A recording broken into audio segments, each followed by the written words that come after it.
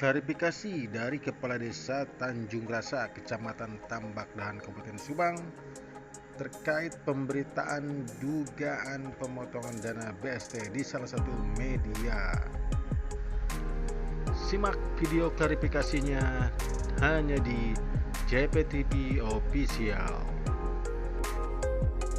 Bismillahirrahmanirrahim. Assalamualaikum warahmatullahi wabarakatuh. Nama saya Yusuf Salim. Jabatan saya sebagai Kaurpem di Desa Tanjung Rasa. Mengenai pemberitaan selama ini yang memberitakan bahwa ada potongan dalam bansos di Desa Tanjung Rasa, ternyata sebetulnya itu pemberitaan yang hoax dan tidak benar. Karena sebetulnya fakta yang sejujurnya bahwasanya itu tidak ada potongan sama sekali. Itu hanya berupa himbauan yang dapat bantuan pada hari itu silakan menyumbang berapapun seikhlasnya untuk kegiatan santunan anak yatim. Hanya anjuran ataupun himbauan ataupun perintah harus dipotong dengan jumlah sekian itu tidak benar. Itu berita yang hoax. Jadi kenyataannya kami dari pemerintah desa menghimbau kepada para penerima manfaat pada hari ini untuk menyumbang berapapun seikhlasnya, seridhonya untuk program santunan anak yatim dan yang dibawahi itu gerakan Sapa Pesa Manis atas program dari Bapak Bupati Subang. Mungkin hanya itu yang bisa saya sampaikan. Wassalamualaikum warahmatullahi wabarakatuh. Bisa dijelaskan mengenai adanya pemberitaan tentang dugaan pemotongan BST beberapa waktu di Desa Tanjung Rasa. Nah, sebenarnya seperti apa gitu sebenarnya kejadian klarifikasinya? Baik, Assalamualaikum warahmatullahi wabarakatuh. Saya Kepala Desa Tanjung Rasa akan memberikan klarifikasi terkait dengan pemberitaan salah satu media massa online dan tetap terkait pemotongan kepada masyarakat yang mendapat bantuan dari pemerintah atau dari Kemensos. Dalam hal ini kami pemerintahan Desa Tanjung Rasa tidak pernah memotong. Kami hanya menghimbau kepada masyarakat kami yang alhamdulillah pada saat itu mendapat rezeki yaitu bantuan dari Kemensos untuk menyisihkan berapapun besarnya untuk kegiatan santunan anak yatim piatu. Sekali lagi kami pemerintahan Desa Tanjung Rasa tidak pernah melakukan pemotongan terhadap masyarakat, tapi kami hanya menghimbau kepada masyarakat untuk lebih peduli lagi kepada sesama masyarakat yang ada di Desa Tanjung Rasa. Yaitu kami melakukan santunan kepada anak yatim piatu. Berapa yang tersantun nih Pak anak yatimnya Pak jumlahnya? Alhamdulillah pada saat itu kami terkumpul sumbangan dari masyarakat itu seluruhnya terkumpul 32 juta dan kami serahkan kepada 72 orang anak yatim yang ada di desa kami. Yang nominalnya sebesar 350.000 per orang. Per anak yatim. Sisanya kami pergunakan untuk buka bersama atau makan bersama karena kebetulan waktu itu bulan suci Ramadan. Jadi kami gunakan untuk buka bersama makan bersama dengan anak yatim piatu tersebut. Dan itu Pak kan ada itu semua hadir 72 itu. Atau kan ada 72 orang, kebetulan ada beberapa orang anak yatim yang tidak bisa hadir dan berhalangan. Tapi alhamdulillah hak mereka kami sampaikan atau kami berikan kepada mereka di rumahnya masing-masing. Jadi langsung diantarkan Pak ya? Diantarkan karena kegiatan ini dilakukan oleh ibu PKK, alhamdulillah.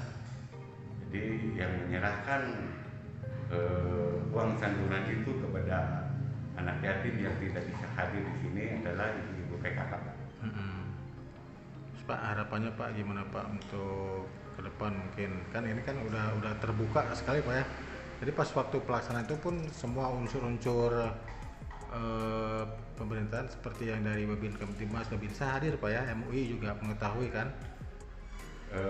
Alhamdulillah waktu kegiatan santunan kami melakukan secara terbuka, bahkan tokoh-tokoh masyarakat kami undang, tokoh agama kami undang, termasuk Ketua MUI. Beliau memberikan ceramah kepada kami yang hadir, dan alhamdulillah kegiatan itu dihadiri juga oleh Pembina Poli dan Kapolsek langsung hadir ke tempat kami untuk menyaksikan atau mengikuti santunan anak yatim piatu. Harapan saya sebagai kepala desa, mudah-mudahan masyarakat desa Tanjung Rasa akan lebih peduli lagi kepada sesama, terutama kepada anak yatim.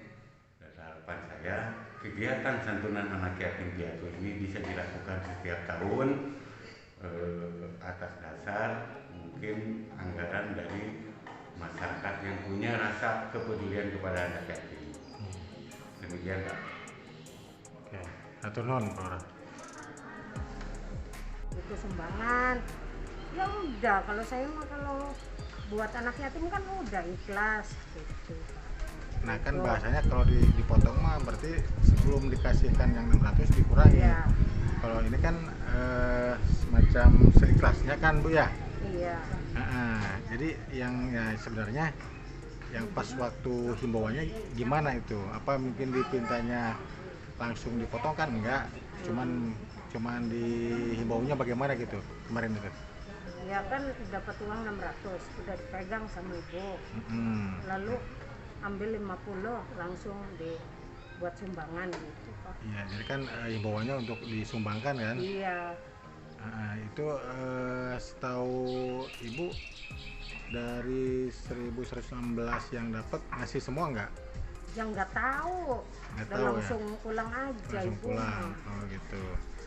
Nah, terus setelah itu ada laporan kan nih ke pihak yang berwajib, katanya ada dipotong. Nah gitu. Nah ini kan tadi menurut Ibu kan ini bukan pemotongan, cuma dia dihimbau untuk menyumbang kan, menyumbang anak yatim. Nah itu siapa Bu orang yang itunya, yang mengkoordinasinya? Yang mana? Yang suruh bikin pernyataan lagi itu siapa tuh? Oh Bapak. Dia tuh sebagai apa di sini bener? Ya saya nggak tahu, jadi kan langsung aja kirain pegawai desa gitu. Udah ngomongnya ntar yang dapat corona gitu, yang dipotong nanti satu-satu di rumahnya nanti dimintain tanda tangan gitu. Ya jadi kan saya kan nggak ini, jadi ya udah gimana sih? Jadi disuruh tanda tangan gitu Bu? Iya. Tahu nggak isi konten surat itunya apa, pernyataannya gimana, tahu nggak? Yang Baca dulu mau nggak? dibaca nggak usah dibaca katanya. Udah. Mau dibaca nggak boleh gitu ya? Iya.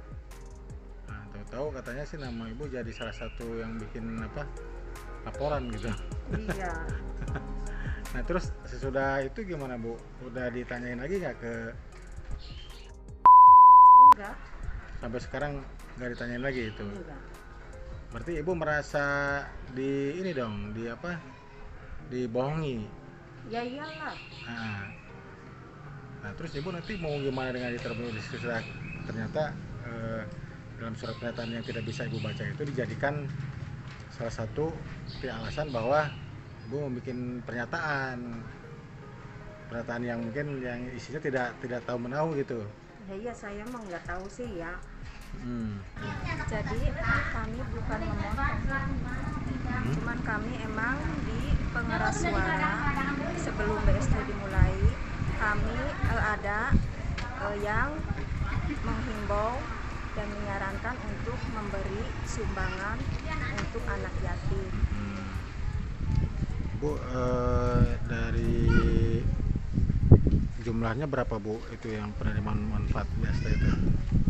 Jumlahnya yang mendapatkan Yang mendapatkan untuk tahap yang pertama sekitar 400 lebihnya. Yang kedua kalau nggak salah 700-an lebih yang 2 kali itu. 2 kali pembagian BST. Tapi itu sekitar 1000 lebih. 16-an ya. PKR. Kalau itu pas acara itu nyumbang semua nggak Bu? Enggak semua Pak. Nggak semua juga ya. Dan itu mungkin si nominalnya berbeda-beda juga kan? Ya berbeda-beda. Bu, Ada yang 50, ada yang 20, ada yang 10, bahkan ada yang 2000 dan banyak yang nggak ngasih juga. Yang nggak Nggak ngasih apa-apa, juga, kami ya. nggak pernah memaksa. itu kan terkumpulnya berapa Bu semua? Yang Ada pertama 10 juta, yang BST yang pertama sekitar 400 lebih dapat 10 juta, BST yang kedua 700 lebih dapatnya 22 juta, jadi total 32 juta. Jadi adanya pemberitaan di media, salah satu media itu Ya pokoknya itu tidak benar. Kami siap dikasih apa sih, diwawancara apapun gitu, memberi klarifikasi. klarifikasi ya. Kami siap. tapi sampai saat ini dari media tersebut belum ada lagi ke sini Bu ya? Pernah Pak, saya pernah. Oh pernah? Ya. Saya pernah diwawancara. Hmm. Saya jelaskan sebenarnya begini. Pas kenyataannya itu saya buka di YouTube, pernyataan saya itu berupa artikel, nggak ada sama sekali yang di artikel. Semua yang saya utarakan yang sebenarnya itu nggak ada. Jadi itu mah artikelnya sesuai asumsi dia aja. Nggak tayang? Cuman ada foto saya aja. Hasilnya nggak ada. Ya nggak ada. Ya. Siap. Atur nuhun.